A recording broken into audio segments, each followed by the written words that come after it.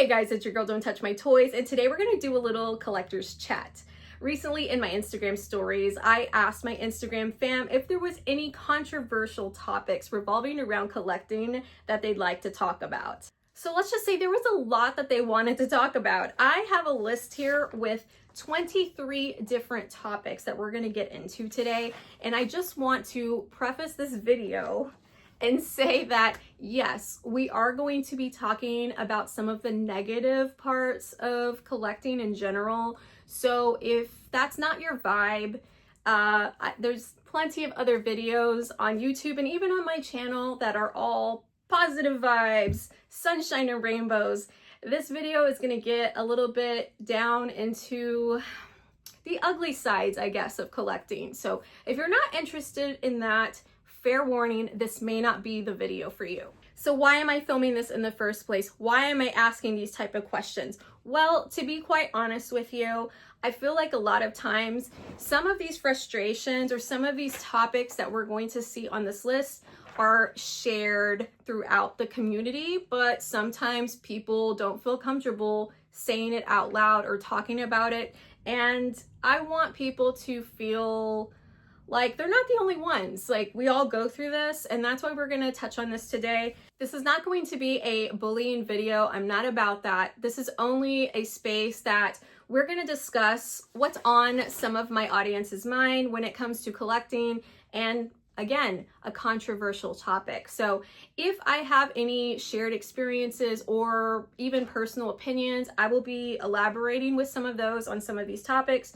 Some of these topics I may not have experience with, or I may not have a lot of input on, but we're going to discuss this. I want to share some of the things that have been suggested to me from my Instagram audience, and who knows, maybe it may resonate with you as well.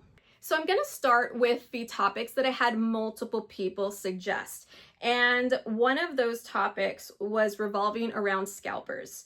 I had a person suggest that collectors that complain about people buying from scalpers, influencers that tell us not to buy from scalpers, but then they go and do it. And then another suggestion said people who say that they hate scalpers and they go and scalp dolls themselves.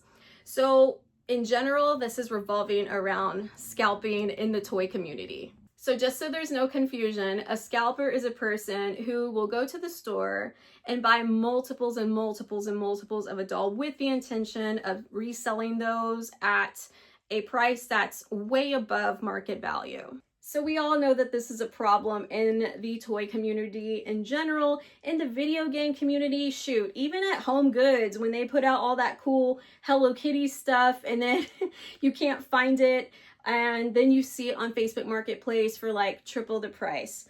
That is a scalper. Scalping has been around for ages and it affects pretty much anybody if it's a new hot product that just came out. And it becomes really, really hard to find those products. And it's frustrating. It's really, really frustrating. I don't know that there's probably any person out there in the toy community that has not been directly affected by scalping.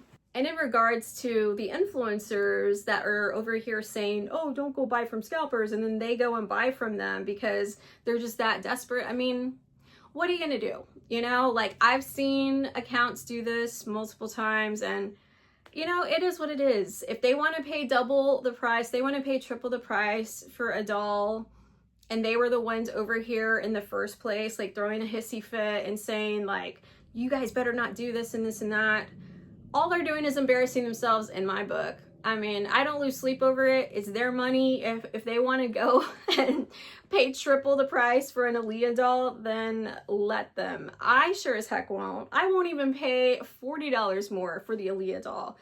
I have seen the scalpers in my area that are so desperate now to sell those dolls because they purchased them with the intention of making a lot of money. And now guess what? They can't move them. And they're dropping the price and dropping the price and dropping the price. And I still will not buy from them because I'm just not going to support that cause. Sorry. So last little comment is the people who say they hate scalpers and then they go and scalp dolls themselves. It's getting hot in here. Daggers are coming out.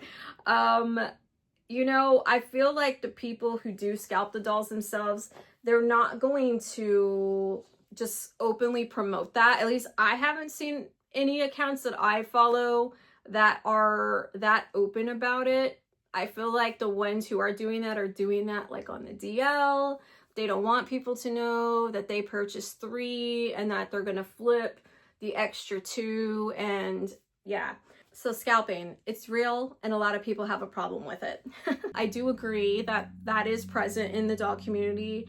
So the next topic of conversation is about doll collectors.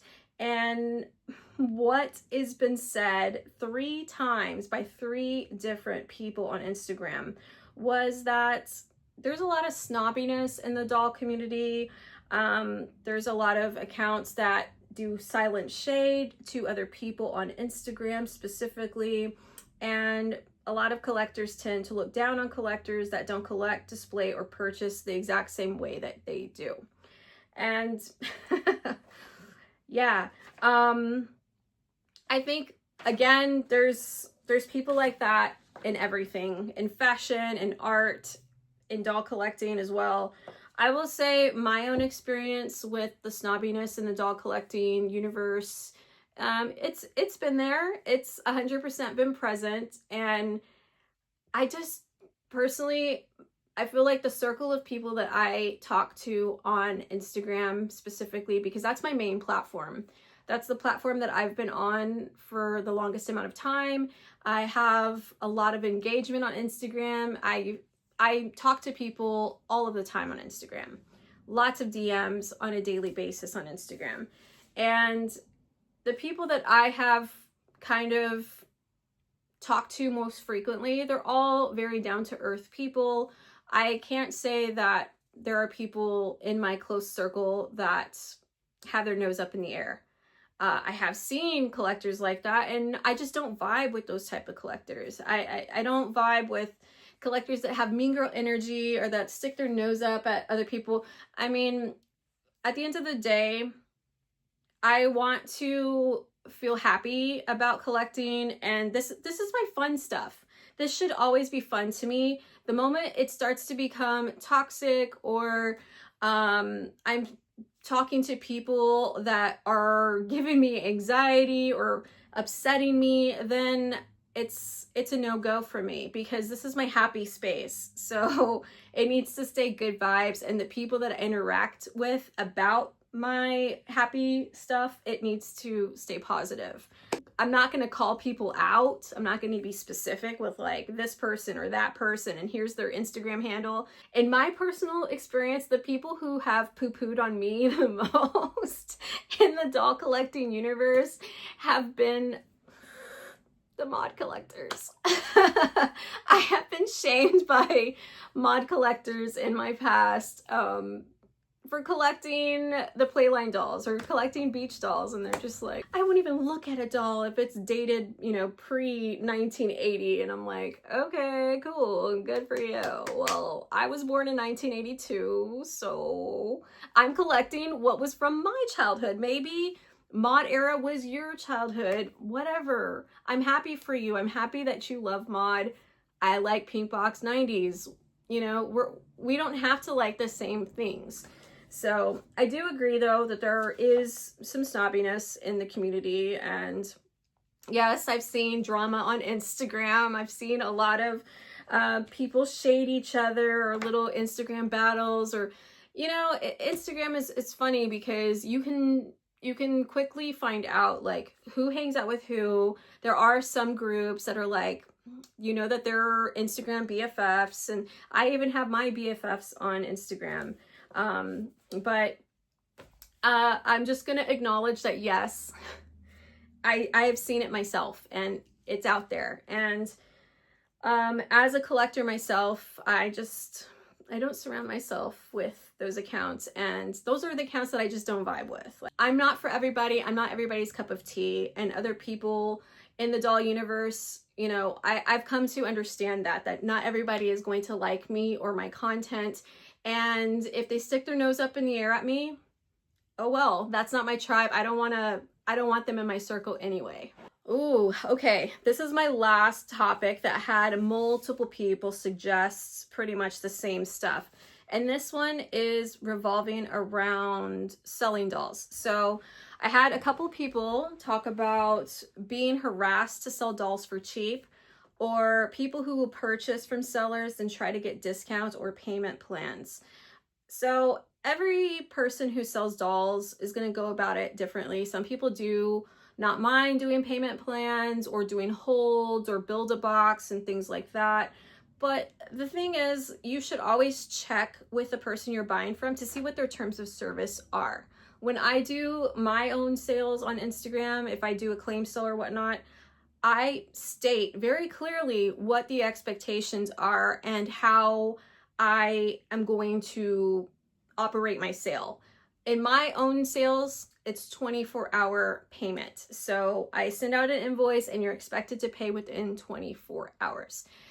Yes, it's frustrating as a person who's selling dolls if there is somebody who buys from you and they don't talk to you about a payment plan.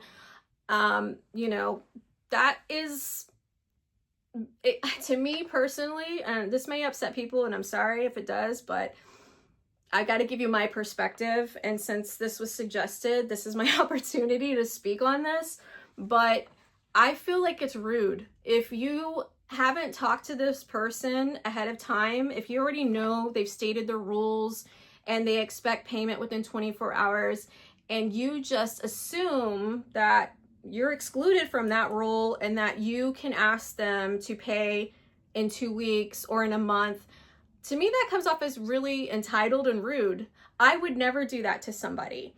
A lot of times, again, the invoices go out usually within like 24 hours. So when you were claiming these items in a claim sale and you were committing to purchasing it, did you know at that time that you weren't going to have money to pay for it? Because I just find that incredibly unlikely that a person purchasing from a claim sale wouldn't know that in 24 hours when that invoice is due that they're not going to have the funds to pay for it. So yes, I find that rude, and I also find that incredibly entitled to, after the fact, after you've purchased and committed to buying a bunch of stuff, to say, oh, you know what? Is it cool if I pay you like at a completely later date or my next paycheck or whatnot? Like, dude, really? I mean, I feel like a lot, like me personally, I have a full-time job. This is when I do sell dolls and stuff, it's not my bread and butter. However, it should be none of anybody's business. Like if it's not my bread and butter, if I stated my terms and conditions, it should be respected. And this isn't just something that I've dealt with. I know that many of the reselling accounts on Instagram have shared the same thoughts and opinions on this. I mean, it's a very small community. We all know each other. We all talk. So I feel like a lot of us have gone through this, and unfortunately people get a little too comfortable and then they feel like, oh, it feels grimy. It feels cringe for me, and I hate feeling that way because I don't want to be put in that position in the first place. This suggestion says harassed to sell dolls for cheap. I haven't been harassed, but I get the term here, like harassed to sell dolls for cheap. But yeah, there are, people who want discounts and things like that. And I mean, there's a way to go about it, I guess. You'd be really surprised at how some people try to get a lower price. Verbiage is everything. I will say that. Kindness goes a very long way. So keep that in mind if you ever feel the need to ask for a different price on something from person that's selling it. Because being rude about it, I mean, I have been purchasing toys from other resellers for many years, and I've never succeeded I've never even attempted, so I should preface that. I've never attempted to be rude to somebody to get a better price, but I just can't see that panning out for me, because who would that possibly work for? Moving on to our next topic, it was suggested to speak about influencers that promote inauthentic reviews due to their PR endorsements, which make the collectors purchase the items thinking that they're good, and in turn, it keeps the toy companies pumping out mediocre product. Wow. So yeah, when it comes to influencers, obviously, my views on it, they're getting paid to promote certain products, and some influencers will just do any PR endorsement, whether they truly believe in that product or whether they don't. Like, they see it as like, oh, okay, I'm making some cash, I can make some content, even though I never would play with this toy, or I never would go and purchase this myself. And I personally don't have an account that's like huge like that, to where I get like PR endorsements offered to me. And I feel like if I did have offers like that coming in, I wouldn't want to participate unless it was something that I really truly loved. I have had actually other companies contact me about doing like a collab, and I have declined on different collabs that would offer me compensation, because I didn't believe in it. You know, I really, for me personally, I can't fake it. I can't fake being in love with something.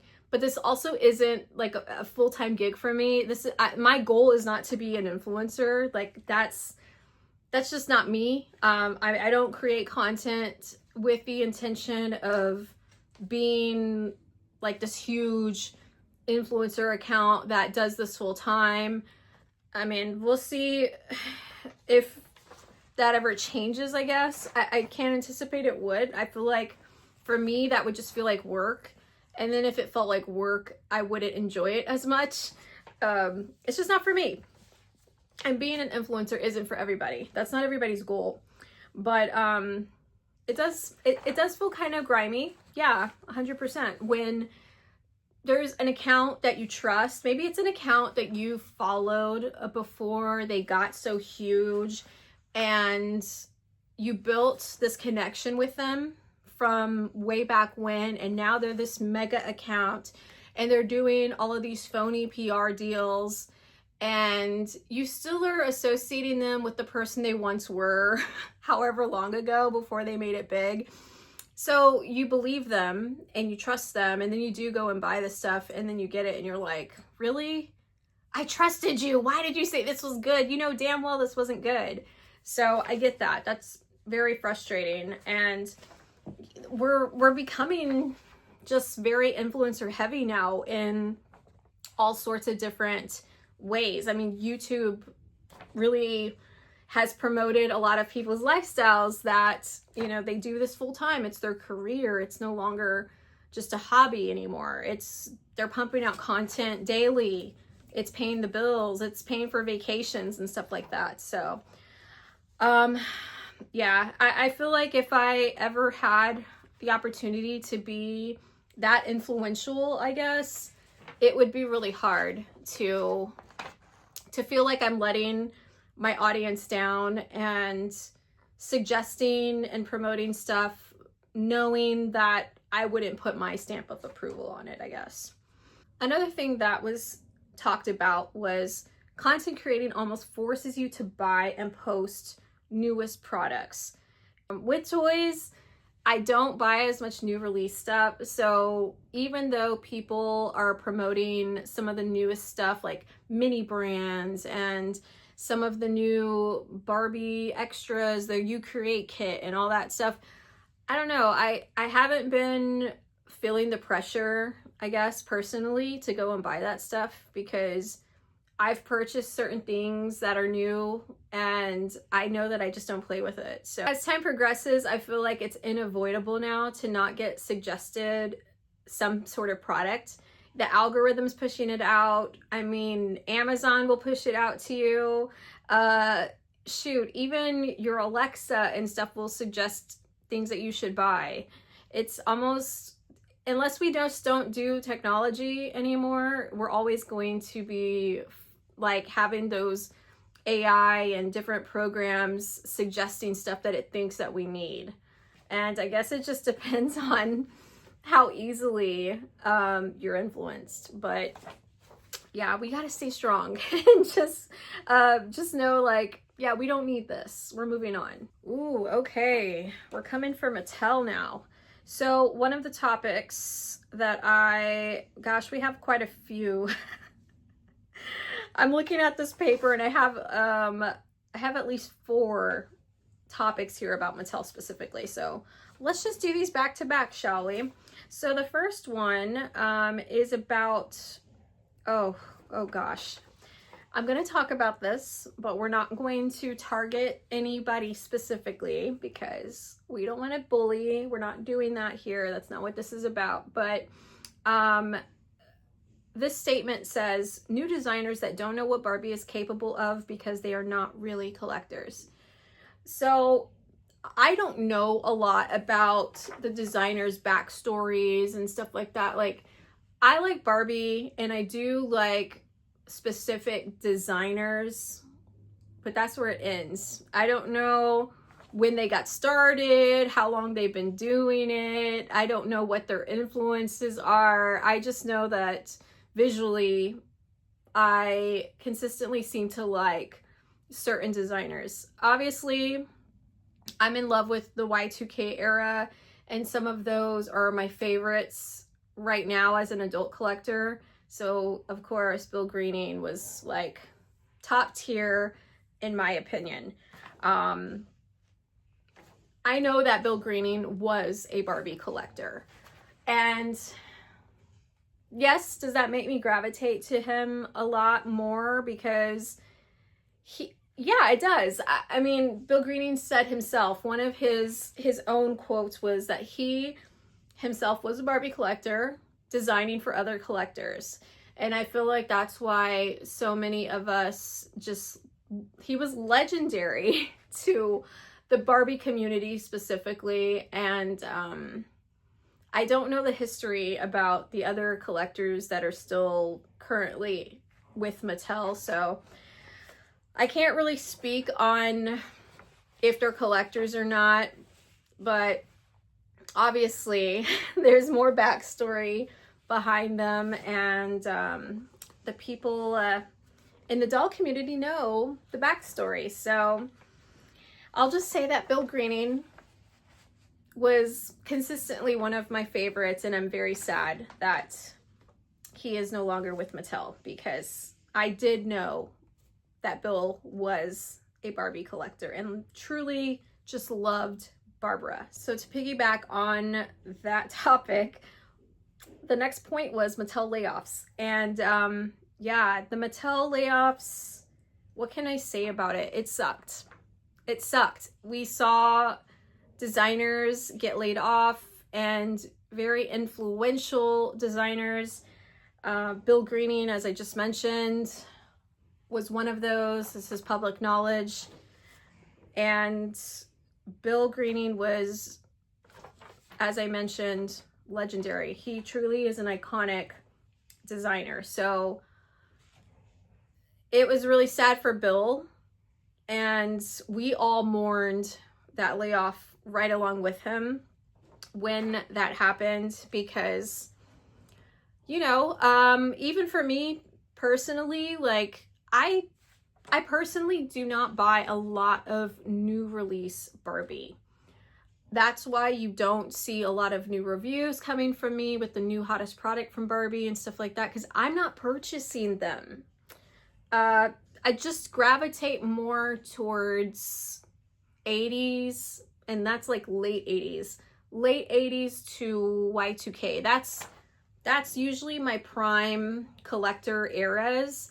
And Bill Greening was very influential in all of the, well, not influential, he designed a lot of the stuff that I liked from the Y2K era. So yeah, with Bill not working at Mattel, a lot of the stuff that I was purchasing that was a newer release, guess what? it was designed by Bill. So now that he is not with Mattel anymore, I don't know. I can't say what's going to happen with new releases, if I will be purchasing any, because I don't know what's to come, you know, but yeah, it sucks. I get that Mattel is a business. I don't know. None of us know what really happened, what the big shots and the executive offices were discussing regarding budgets and stuff like that. A lot of talk has been said, a lot of assumptions going around that, you know, maybe they cut the people that were making the most money there. And since maybe Bill was such a senior artist and he'd been there for so long, maybe he was making the most money and they are trying to do budget cuts. I don't know. This is all just people gossiping and people saying stuff. I really don't know why they made the decisions that they did, but I just know that Mattel is not going to be the same now that Bill is gone. And that sucks. While we're still on Mattel, another topic was, is it still morally acceptable buying new Mattel products after the DEI announcement was made? So, you know, I think every collector is going to determine that on their own, whether they're going to continue to support Mattel or not. I feel like that's a very conflicted subject, because if you're a Barbie collector, it's like, okay, you're just not gonna buy Barbie at all now because of the DEI. I don't know. Me personally, I feel like it's not gonna really affect my spending habits with Mattel personally, only because I don't really buy modern stuff to begin with. Most of the stuff I buy is always like 90s to Y2K. So I'm not really purchasing new stuff. So I'm purchasing items from other resellers at the flea markets, on Instagram, even on Whatnot, Mercari. So the DEI, that's going to be applied towards upcoming things. And I feel like for me, I'm still conflicted by it though, because I feel like if people aren't supporting Mattel anymore, I get the big picture of it, because it sucks, because you realize like they were all just doing this for money. I mean, we should have known that to begin with, that it is a business, you know, and they're always going to be looking at numbers and stuff like that. But I also look at what that's going to do in regards to more designers. Like, they might do even more cuts if they start suffering more as a business and as a company. So it's just a very tough topic to discuss.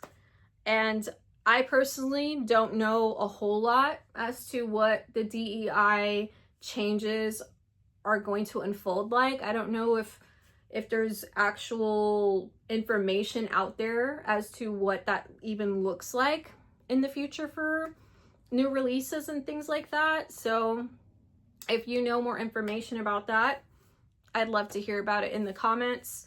Educate me, because I don't know what that means coming, you know, as time progresses, basically, with these Mattel releases. But yeah, I feel like if you truly feel strongly about not supporting Mattel after that announcement, then I hope that you're able to commit to that.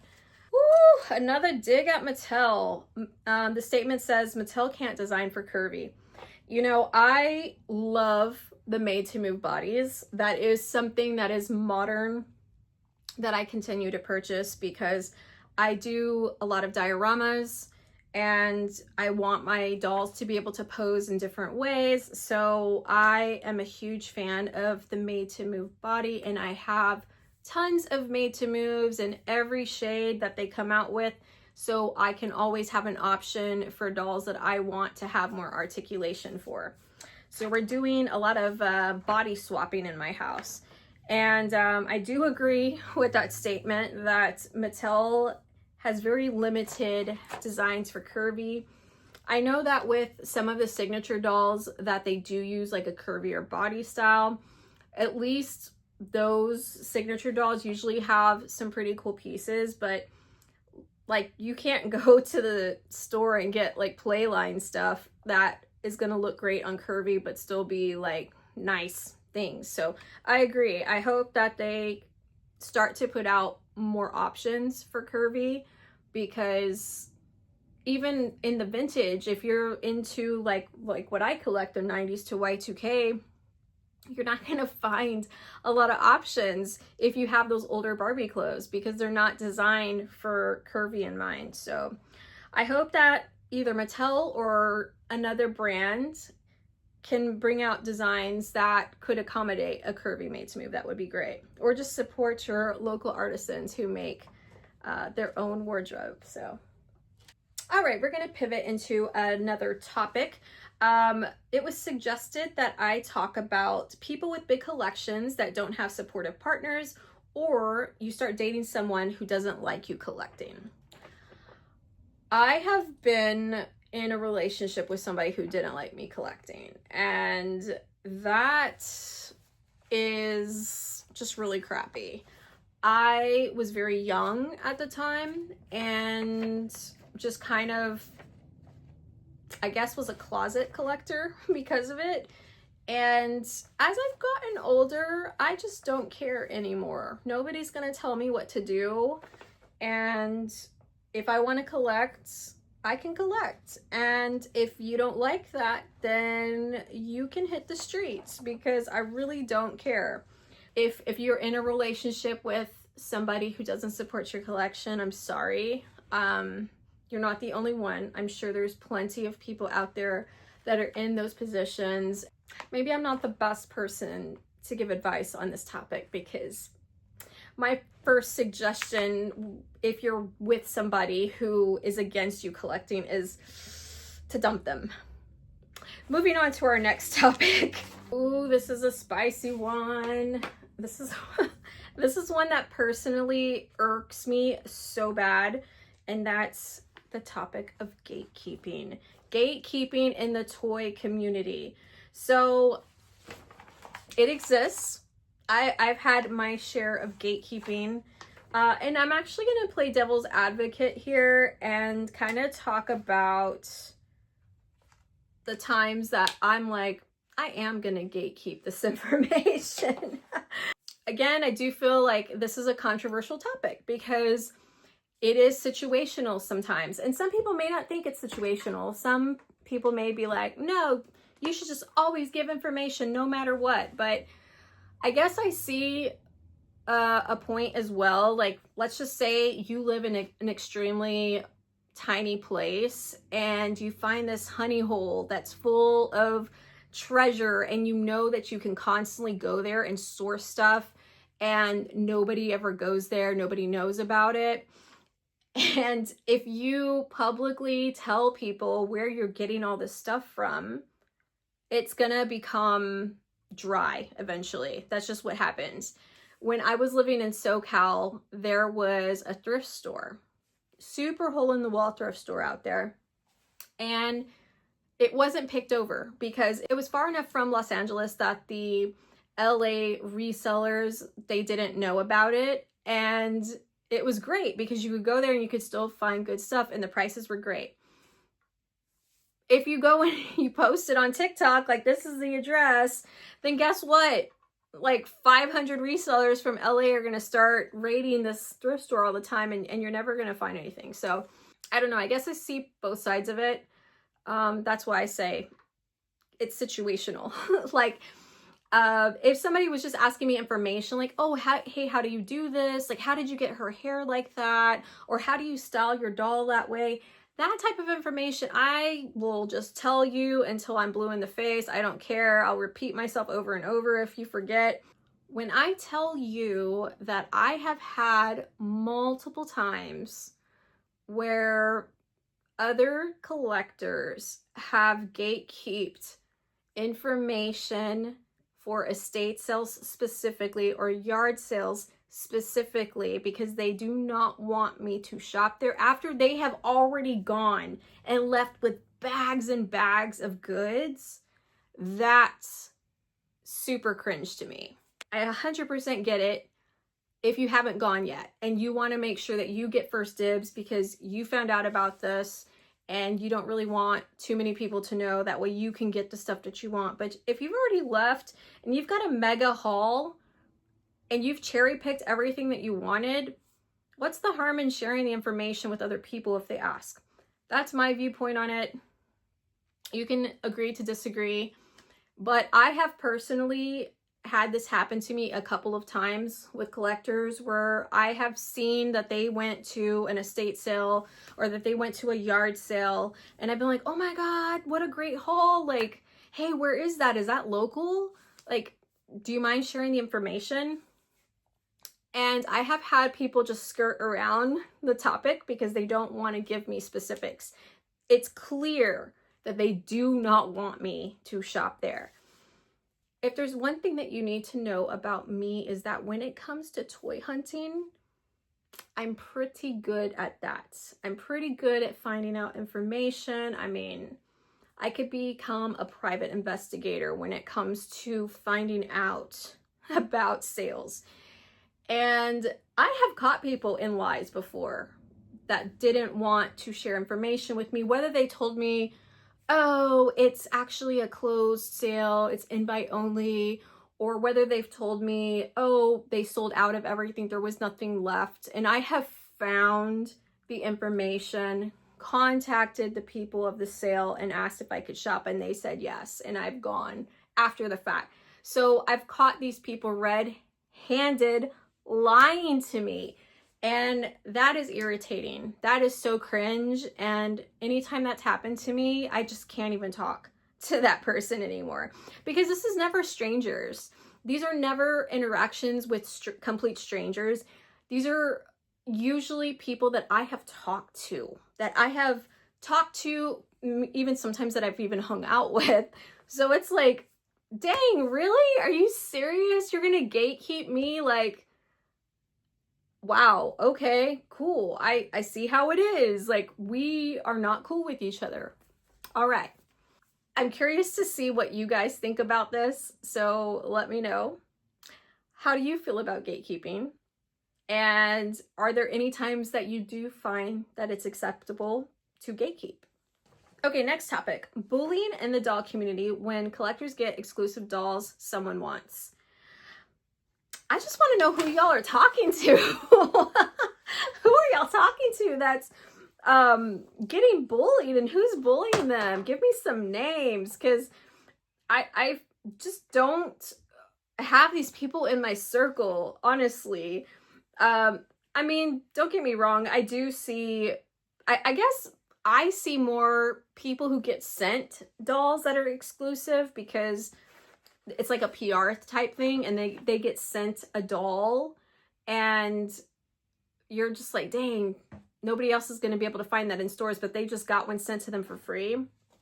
You know, and I've been a victim of that too. I've 100% slid in some of my close doll friends, you know, accounts and been like, did you see who got that doll for free? And they don't even play with that type of stuff. I'm not gonna lie, I have done that because I also feel like, dang, like PR, and I get it, it's a business. They're doing this because whatever that person that they sent it to probably has a ton of people following them and they want them to promote that doll. But I also feel like, wouldn't y'all want to send that stuff to people's accounts that post stuff like that? Like, I have seen accounts that get PR sent to them and the stuff that they're getting sent has never once been shown on their feed. It does not fit their aesthetic, does not fit the type of content they put out, but they get the PR. And I'm just like, really? Them? Like, there's so many other accounts out there that are big. Why didn't you send that to that person who already posts content like that instead of this person who never posts anything remotely similar to that particular type of product? And they're not even, what do they even do with the PR? That's what I want to know. Like, what are y'all doing with that stuff? You know, this is not your vibe. So are you selling that at the flea market? Are you donating it? Like, I just feel, unless they just knew my address and they're just sending me stuff and I don't have a choice. If somebody was trying to send me something, and I've had this happen before. I had a company try to send me some sort of plush toy that they were promoting, and I was just like, dude, I appreciate it, but respectfully, I'm gonna decline, because I'm not promoting this whack plush that I don't care about. All the people that follow me know that this isn't something that I would like, so I'm not, no, we're not doing that. Thank you. Next. This one is kind of funny to me. Weirdos at estate sales. Oh my goodness. So if you haven't gone to estate sales, there's some interesting characters who go and shop at estate sales. I shop at estate sales, so I guess I'm included in that mix. But yeah, I've seen some interesting personalities while waiting in line to get in to an estate sale. Estate sales are not, it's an extreme sport, in my opinion. It's not quite on the level of going to like the Goodwill bins consistently. Like, the people who go to Goodwill bins, those are rough and tough survivors, okay? If you go consistently to the Goodwill bins and that's one of your favorite places to shop, then you are a different breed for sure. Estate sales, I would say, are right below the Goodwill bins. Estate sales get crazy. I have seen people run. I have seen people almost get into fights before opening. I have seen people trying to rip stuff out of each other's hands. I reached for it first. No, you didn't. I have had a lot of weird experiences at estate sales. Just people being very territorial, people like using their body to like protect a space so you can't even look through something because they want to look through this entire area and not let you pass. Yeah, it's crazy. I will say that you can find some incredible things at estate sales, but you gotta have thick skin and you gotta get there super early. Sometimes you gotta spend the night. Since we're on the topic of estate sales, I find it appropriate to talk about the next suggested topic, which is resellers and how hard it is when we see them score big instead of going into the hands of a collector. Oh, this is another tough one, because I can't even tell you how many times I have been so jealous seeing some of these reels that are posted on Instagram of resellers, full-time resellers who go to the yard sales, who go to the estate sales, and they get crazy amounts of toys that I would just die for next to nothing. And then they're like, oh, well, I sold it on eBay for this. And they, especially the ones that post how much they made off of it, because I'm just like, oh my gosh, I would have just put that on a shelf in my house and it would have been awesome and I would have got such a great deal. Yeah, it's hard. It's hard to see that. It's really hard to see that. 100%. Do I feel happier when an actual collector gets it? Yeah, I'm not gonna lie, I do. You know, if it's a Barbie person and they score fat on Barbie, I'm just like, good for you. What a good score. Like, you're so lucky. That's awesome. Versus somebody who posts one of those viral accounts on how to become a reseller, what to look for at the thrift store to make money, and I see them come up on a crazy collection and then they pay, you know, $100 for it and then they go and sell it for $3,000. Is that hard pill for me to swallow? Yeah, 100%. I'd be lying if I sat here and said, oh no, that doesn't bother me. You know, they're lucky and I can't hate on them. No, I hate on them. I do. I'm just gonna be real. I really do. But, you know, it is what it is. We all have that opportunity to find stuff. You know, you have to get up early. You got to be at the right place at the right time.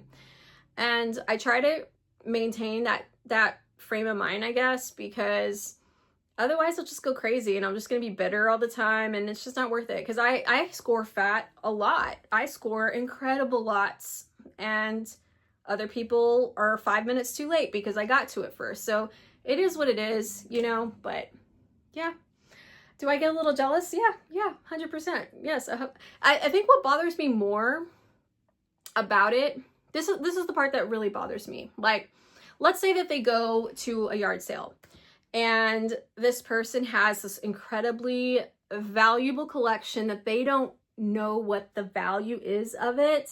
And so they give a really silly price, and the person doesn't want to pay the price, knowing well that that is well worth the price, and they try to get it even lower. That is cringe to me. If somebody has their lifelong collection of Barbies and you go and you ask, how much for everything? Hey, how much for the whole collection? And the family tells you, how about 300? And you're like, 300, I was thinking like maybe like 150. And then the family's like, oh, 150, you know, how about 175? And you're like, deal. And you take it. To me, that's so cringe. Like, if you know that 300 is what they're asking, and you know that's already a crazy good deal, and you're going to flip it for 3,000, give the people the $300. Really? Like, I couldn't do that. I'm sorry. So yes, Don't Touch My Toys can 100% be a hater when other people score bigger than me. But I'm human, okay? I'd be lying if I said that I never get jealous of other people's hauls. Yeah, of course I do. I don't lose sleep over it. I'm over it in like a second. It's whatever. But yeah, if it's somebody who's not a collector and they don't even care about these, you know, dolls, or maybe it's not dolls, maybe it's My Little Pony, maybe it's Rainbow Bright, maybe it's Strawberry Shortcake. If it's anything that I like personally, and I know that they could give 2 cares about it, and they're only gonna make an astronomical amount of money off of it, and I see them score it for like $20, yes, of course I'm gonna be jealous. But it's all in good fun. It's not like I'm like, oh, you know, I hate you and I'm going to leave a hate comment on your Instagram and you're scum. No, I don't care. I don't lose sleep over it. It's not going to affect me to that level. We're going to move on very quickly. I mean, I have my friends tell me all the time when I score stuff, they're like, oh, I hate you so much. I'm so jealous. Gosh, you know, you're so lucky, la la la. And we're just joking around with each other. I mean, it's all in good fun. Like, I don't take it too seriously. You know, when I was living in SoCal, I used to talk to several other people that collected the same stuff as I did. So, you know, it was just all in good fun. Like, we'd run into each other and we'd be like, so what'd you find today? And they'd be like, oh, check out this. And I'm like, oh my God, are you serious? How much did you pay for that? And they're like, I paid $5 for it. I'm like, oh, I hate you. But it's all in good fun. You know, it's just part of the game. It's part of the game. It's really just, you got to be at the right place at the right time. The next topic is sellers who just state message for price. This one is irritating to me as well, because I feel a lot of embarrassment if it's a price that I know I don't want to pay. And I wish that people could just be transparent with their prices, or they're like, send me an offer. Send me an offer, I think, irks me more than message me for price. And I really don't like the send me an offer, because I feel like when people say that, they already know how much they want for it. So it's like, just tell me then. At least the people who say message for price, they already know how much they want for it, but for whatever reason, they don't want to publicly put it out there. Who knows?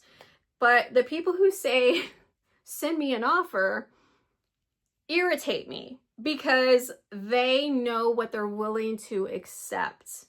So you're just left there blindly throwing out numbers, and then they're just laughing at you because I'm like, ha ha ha, yeah, right.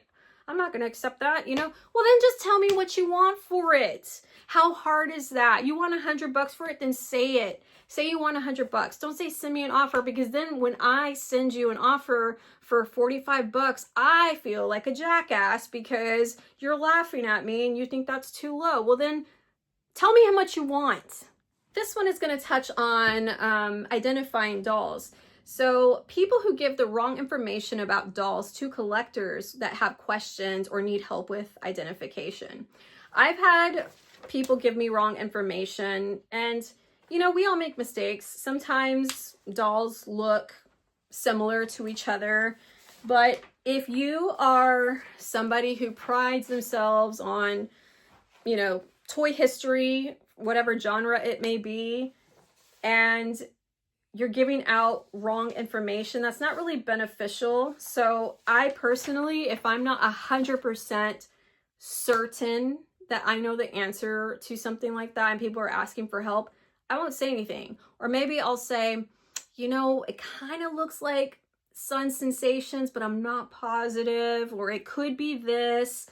But again, this is another one of those situations where verbiage is everything. And I don't like to give out information like that unless I'm really certain, or I can at least lead them into the right direction. Like, it could be this or it could be that, but I'm not sure which is which. We're circling back to the reseller topics. Why secondary market shouldn't ask for prices worth a month's rent. Yeah, I've seen a lot of dolls, mostly at like doll shows, that are just crazy priced, that retailed for $150 at the Mattel store at one time, and now at these toy shows or doll shows they're asking for like $800, $900, and I just can't do it. I just can't do it. Usually when I go to those type of events though, and if I see stuff on that table, I already know what type of seller that is, and I already know I'm not going to get a deal, so we walk away. Next topic is Asian representing Barbies can be glam too, but Mattel won't barely do it nowadays. That's a hard one for me. I guess it depends on what type of glam you're looking for. If you're referring to, like, I will say that like in the 90s, you weren't seeing a lot of Asian representation with some of the big glamorous dolls. Like, I mean, I would have loved to have a Superstar 88 in an Asian face sculpt, or the Perfume Pretty dolls with an Asian gal. That would have been amazing. Like, when I think of glam, I guess it's just because I gravitate towards the glam of the 90s with the big huge hair and just the over-the-top styling. And nowadays the glam, I mean, don't get me wrong, they do put out some glam dolls, but true glam to me is always going to be like those older dolls. And now I feel like they are bringing out more dolls that are glam, and you know, like I guess I'm thinking of like the lunar dolls or like the princesses of the world. I think that those were gorgeous dolls. So I get your point. I wish that they could recreate those icons of the 90s, but have Asian representation. That would be amazing. Even a jewel hair mermaid, like an Asian jewel hair mermaid, that would be incredible. Ooh, another dig at influencers. This one says influencers with superiority complex. Slide in my DMs and let me know which ones you're talking about. I was living in SoCal, and there's a lot of big influencer accounts that are in the LA area. But again, I guess I personally, like, most of the people that I talk to, that I engage the most with, like in the DMs, and some of them even have my personal cell phone number. I feel like none of my crew are like these huge big accounts, but I have seen people, at doll shows that, I feel like maybe they do think they're celebs. Who knows? Just an observation. Moving on. Oh, this is a good one. Collectors that complain about every doll release, and collectors that don't like a doll, then buy it just to talk more crap about the doll. I have seen my fair share of this on Instagram specifically, and I just don't get it. Like, negative Nancy's, I'm sorry. I'm all about the positivity. This is my positive space right here. This is my happy place. Okay, there's enough negative stuff in my in my day-to-day life, in my job, anytime I leave my house. I don't want it infiltrating into my doll collecting. So if it's a collector that's just constantly just like making me feel down in the dumps, then yeah, I'm probably going to unfollow them, or we're gonna hide their content or something. They're not going to be starred as one of my favorite accounts because I don't want to see as much of their content. We've got 4 left. So this one says, certain sellers at toy shows where they follow or watch people like they're going to steal.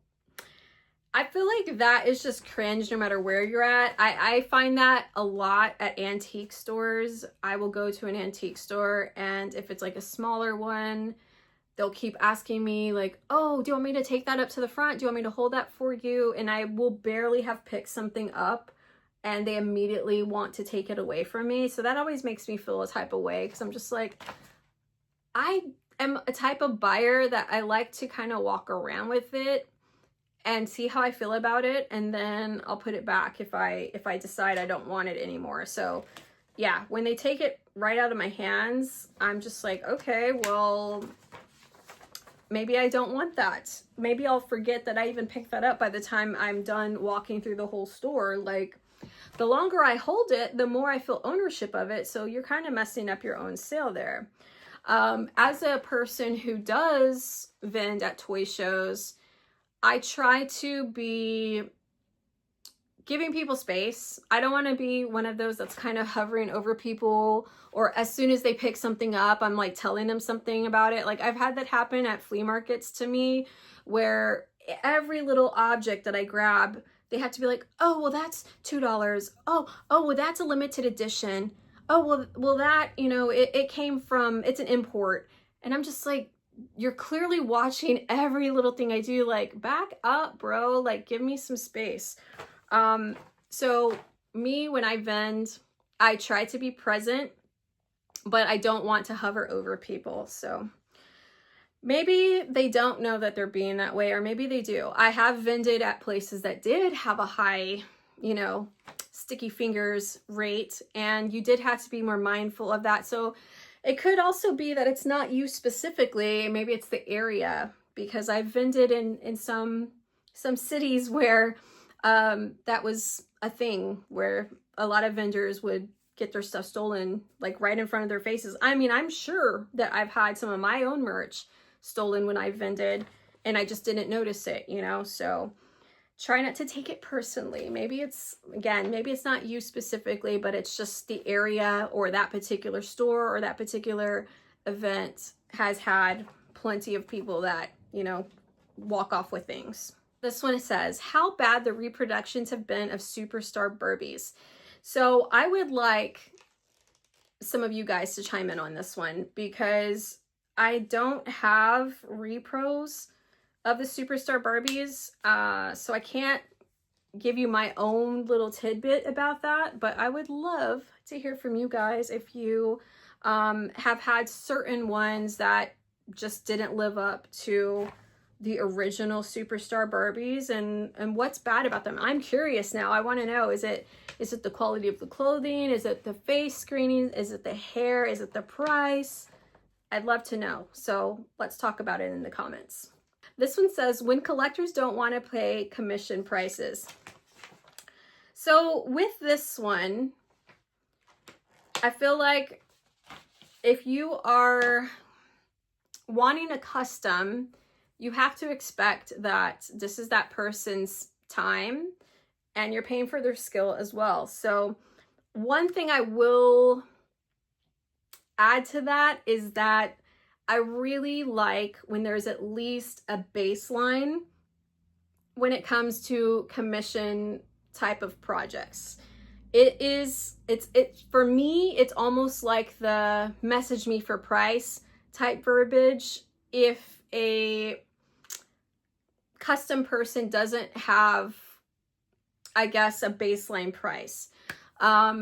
Obviously, if you just do all sorts of stuff, that's kind of hard to do a baseline price. But like, let's just say, for an example, let's say that you only do reroutes. Like that is what you do as customs. You're really great at reroutes. You're a reroute artist.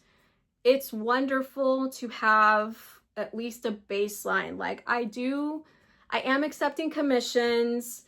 I do reroutes. You know, prices start at $50 and up. That at least gives you a good guideline. So you already know straight away, like, I can't even afford $50, so I don't want to embarrass myself and contact this person because I already know that they're out of my price range. So that's the only thing I will add to that as a consumer, as somebody who has no skill set when it comes to commissions and customs. For me, it's always a little bit better, a little bit more peace of mind when I kind of know what I'm getting myself into, because I can know how to kind of who to contact, basically who's within my budget, because I don't want to contact somebody that I truly like admire and I'm just like, hey, how much would this cost? And then they give me this price and I'm just like, I can't afford that, you know, because I don't want them to think that, oh, well, she's just cheap.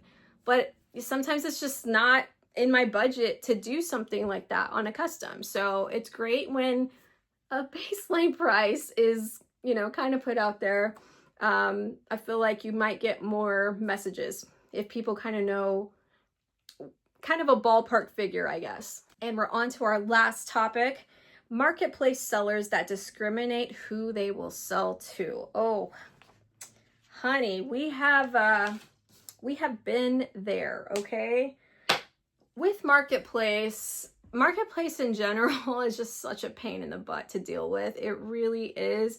I always have some level of anxiety when I'm dealing with a Marketplace deal because I have had people swap the price on me at the last minute, say that they would sell it to me, then sell to somebody else, say that they changed their mind.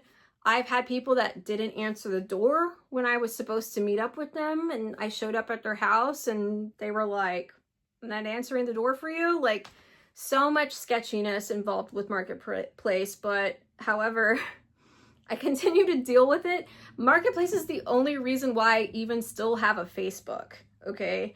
But I continue to deal with it because when those deals do come through on Marketplace, you can get some crazy good deals on Marketplace. But as far as discrimination specifically goes, I've heard a lot of stories from other collectors and how they get discriminated. I've heard, you know, a lot of racism from Marketplace. I've had a friend who firmly believed that people weren't selling a specific thing to him because he was a man and it was a Barbie. And maybe they just didn't feel comfortable because he was a man and he was coming to their house to pick it up and they were a female. I have no idea. But yeah, Marketplace is, it's tricky. I've had my share of weird stuff with Marketplace. So, I think that is a shared experience and you're not the only one that's probably dealt with some weird stuff and potential discrimination as well on Facebook Marketplace. So that concludes my controversial topics for today. I would love to hear some of the feedback that you have, maybe some of your opinions, any shared experiences in the comments. Let's talk about it. These conversations may be uncomfortable for some people, but I want to keep it real and I don't want to put on this whole alter ego for you guys on YouTube about certain topics and what my opinion may be on it. So, but nonetheless, if you've made it this far, I would love to hear from you, and let's connect in the comments. Until next time, I'll catch you on the next video. Bye.